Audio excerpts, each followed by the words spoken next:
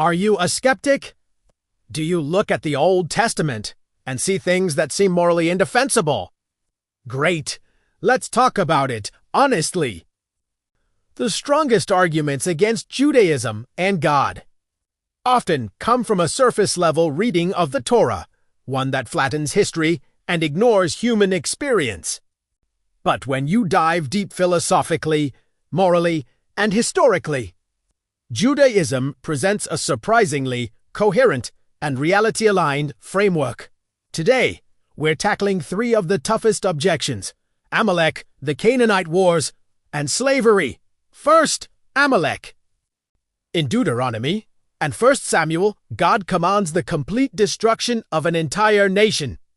Men, women, infants, and even their animals. How could a moral God order this? The objection is powerful, but it misses a key point. Amalek isn't an ethnic group in the modern sense. It's a civilization defined by its ideology. The Torah identifies them by their predatory cruelty, attacking the weakest refugees, the sick and the elderly, from behind. The Amaleks didn't seek money or plunder, slaves or power. They did it for pure evil, proving their psychopathic identity. This war against them wasn't commanded by God for territory. It was a war against an identity built on sacralized evil. According to the great Jewish philosopher Maimonides, Israel was required to offer peace first. If Amalek had accepted basic moral terms, they would have been spared. So, this wasn't racial, and it wasn't automatic. It was a conditional response to a refusal of moral reform. It was like removing a cancer from the world, and God trusted only the Jews to do that job for the future safety of the world. But what about the infants? This is the sharpest edge of the problem. In ancient tribal societies, identity was total. Children were not raised as independent individuals, but as carriers of the entire civilizational system.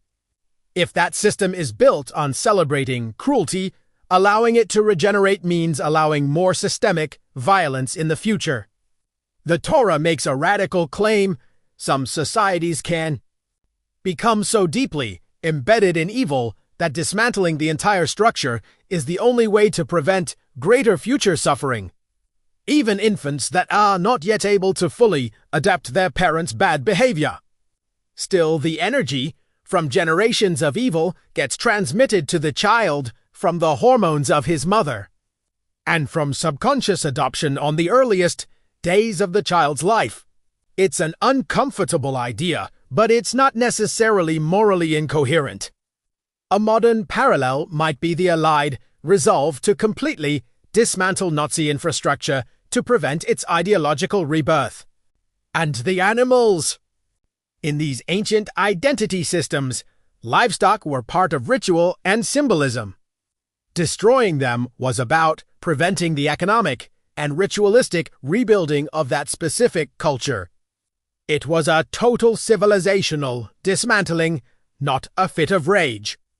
Finally, there's the metaphysical pivot. If you believe God is the author of all life and that souls persist after death, then death isn't annihilation, it's a transition. Humans are forbidden from taking innocent life, but God, as the giver of life, operates under a different authority. If you reject that premise, the command is indefensible. If you accept it, the moral category shifts entirely. Importantly, this was not an ongoing policy. Rabbinic tradition holds that Amalek's identity was eventually lost to history, and the concept became a symbol for radical evil itself. Next, the Canaanite Wars. This is a different case. According to rabbinic tradition, Joshua offered the Canaanites three choices before war: leave the land, accept moral monotheism and basic laws, or fight. This was a conditional conflict, not automatic extermination. The Torah's moral claim centered on Canaanite practices like ritual child sacrifice. The argument is that a society that institutionalizes burning children as an act of worship forfeits its moral right to sovereignty. This is moral displacement, not ethnic cleansing. The Torah entered a brutal Bronze Age world without human rights conventions or international courts. It regulated the brutal reality of war, working within historical readiness rather than imposing a utopian fantasy that couldn't survive. Finally, slavery. We have to separate two different categories. First, the Hebrew slave was essentially a system of debt rehabilitation in a pre-welfare economy. It was limited to 6 years. They had Shabbat rest, and any physical injury meant immediate freedom. This was structured reintegration, not chattel slavery. The harder question is non-Jewish slavery. The Torah did not invent slavery. It was a global reality, often a grim alternative to execution for war captives. The Torah radically regulated it. A non-Jewish slave in a Jewish household received unique protections: immediate freedom for injury, Shabbat rest, and a path to full conversion and freedom. This was not a racial caste system. The laws created an upward mobility path. So, why not abolish it immediately? Because societies can collapse when ideals outpace their structural capacity. Instead, the Torah planted the moral seeds that would eventually dismantle the institution from within. For example, the idea that all humans are made in God's image, the equality of Shabbat, and laws against cruelty. Historically, it was these very biblical concepts that fueled the abolitionist movements. So, do these issues make Judaism fall apart? Only if you ignore historical context, deny gradual moral development, and view God as just another limited moral agent.